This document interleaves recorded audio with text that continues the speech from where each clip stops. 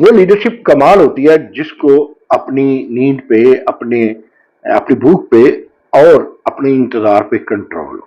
Leadership کو انتظار کی عادت ڈالنی پڑتی ہے۔ دیکھیے، کوئی ہر لیڈر ولی نہیں ہوتا اور معصوم نہیں ہوتا۔ غلطیاں لیڈران سے اتنی بڑی ہوتی ہیں جتنے بڑے وہ لیڈر ہوتے ہیں۔ لیکن آج جس شخصیت کی ہم بات کرنے جا رہے ہیں، ان کے وقار کو دیکھیں، ان کی کمٹمنٹ کو دیکھیں، ان کی قربانیوں کو دیکھیں اور ان کے قید و بند کی صعوبتوں کو برداشت کرنا دیکھیں، پھر زندگی کے آخری حصے میں اور زندگی کی آخری سانس تک کی جدوجہد دیکھیں، تو آپ کو اتنا پختہ عزم بندہ آج کی لیڈرشپ میں جب آپ کمپیئر کرنے جائیں گے تو آپ کو کم ملے گا۔ اور بطور خاص بھی جب میں ماضی سے کوئی بات کرتا ہوں، تاریخ کشمیر کی بات کرتا ہوں، تاریخ پاکستان کی بات کرتا ہوں، یا امریکن ہسٹری کی بات کرتا ہوں، یورپین ہسٹری کی بات کرتا ہوں، تو ہسٹوریکل باتوں میں میری خواہش یہ ہوتی ہے کہ ہماری نئی نسل گو ان کے پاس میرے جیسے بندوں سے زیادہ علم ہوتا ہے، لیکن چلیں وہ اعادہ ہو جائے۔ آج جو شخصیت ہے، آج جو کمال شخصیت ہے، وہ اس جگہ پہ دو قومی نظریہ رکھتے تھے جس جگہ پہ اور ان کے قد کاٹ کے لیڈر یہ نظریہ نہیں رکھتے تھے۔ وہ دو قومی نظریہ رکھتے تھے اور ان کے مقابل عبدالغنی لون، خواجہ عبدالغنی لون کو دیکھیں تو وہ کم و بیش کشمیریت کا نظریہ رکھتے تھے۔ ان کے مقابل اگر آپ مقبول بٹ شہید کو دیکھیں تو وہ بھی کشمیریت کا ایک نظریہ رکھتے تھے۔ ان کے مقابل آپ شبیر شاہ صاحب کو دیکھیں تو وہ بھی دو قومی نظریہ کے برعکس کشمیریت کا نظریہ رکھتے تھے۔ اور اس کے علاوہ آپ یاسین ملک کو دیکھیں تو وہ بھی دو قومی نظریہ نہیں بلکہ جو نظریہ رکھتے تھے وہ تھا کشمیریت کا۔ اب کشمیریت سے اور اس سے ہٹ کے دو قومی نظریے سے جو نہایت مفاہمتی اور بہت سیاسی نظریہ رکھتے تھے وہ تھے میر واعظ عمر فاروق، اور یہ میر واعظ کی فیملی کا نظریہ جتنی میں نے شخصیات کا نام لیا ہے ان میں ڈیفرنٹ تھا۔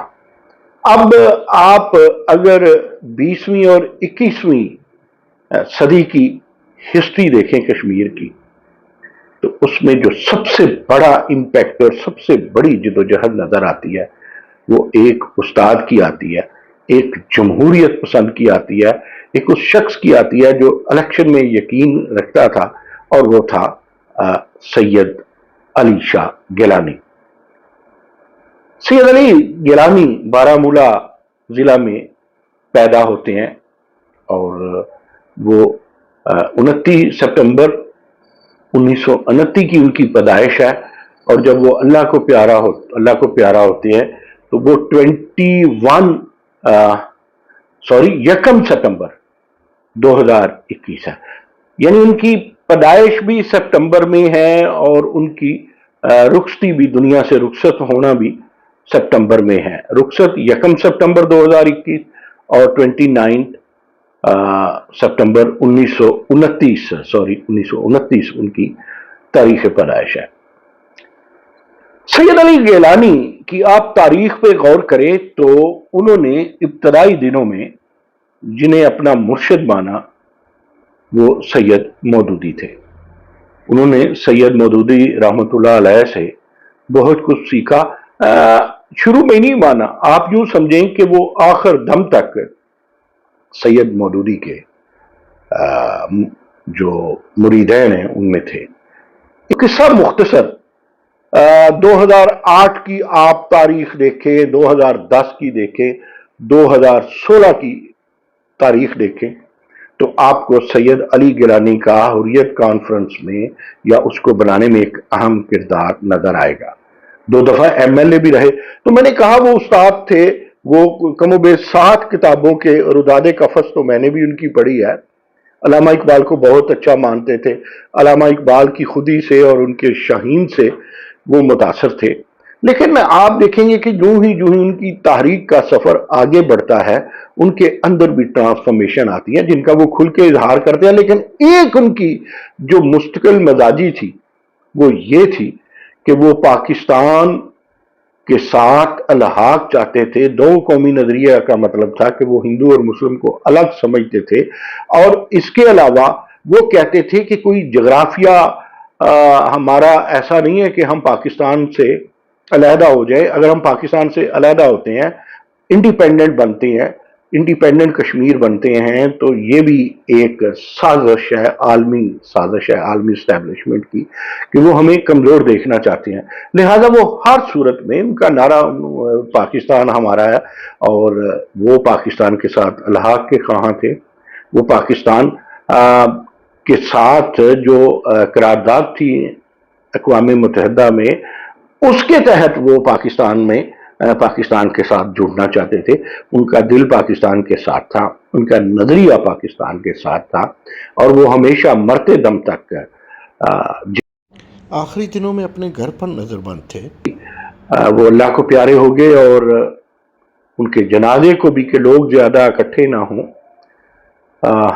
اس میں بھی راستہ روکا گیا۔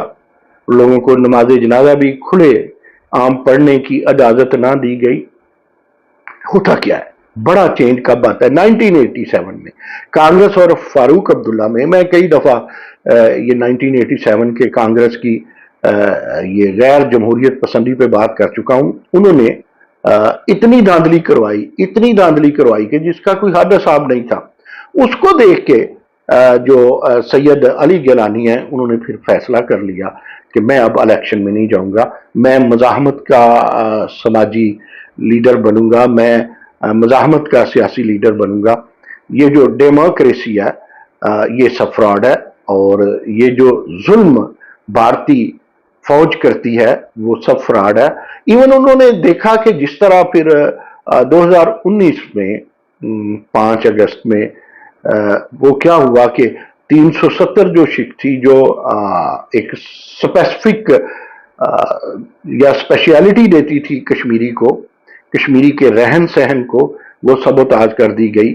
پھر 35A جو یہ حق دیتی تھی کہ کشمیر میں کوئی اور زمین نہیں خرید سکتا، وہ کشمیریوں کے حق ہے۔ تو جب یہ سب کچھ بھی ختم کر دیا گیا 2019 میں، پھر بھی وہ کھڑے رہے، اور یہ ڈیموگرافی بدلنے کو، جمہوریت بدلنے کو، اور اپنا ووٹ بینک بنانے کے لیے وہاں ہندو کو اسپیشلی آباد کرنے کو، کوئی بھی زمین خریدنے کو، یہ 370 اور یہ جو 35A ہے اس کا یہ جو شک آئین سے ختم کی گئی۔ میں کہا کرتا ہوں کہ بھارت پہلے لا قانونیت سے کشمیری کو مارتا تھا، اور پھر اس نے قانون کا جبہ پہن کے، قانون کے پیچھے چھپ کے، قانونی منافقت سے کشمیری کو مارنا شروع کیا۔ اب سید علی گیلانی کبھی نالا نہیں ہوئے سیاسی ناراضگی، بحث و تمہید کے، صاحب و رائے آدمی تھے، لیکن ایک بات یہ طے ہے کہ اگر ان کا مقبول بٹ شہید سے مفاہمت تھی تو وہ اس لیے کہ کشمیر پہ ظلم و ستم نہ ہو۔ اگر ان کی مفاہمت خواجہ عبدالغنی لون سے تھی تو وہ اس بنیاد پہ تھی کہ کشمیر کے لوگوں پہ بھارتی فوج ظلم نہ کرے۔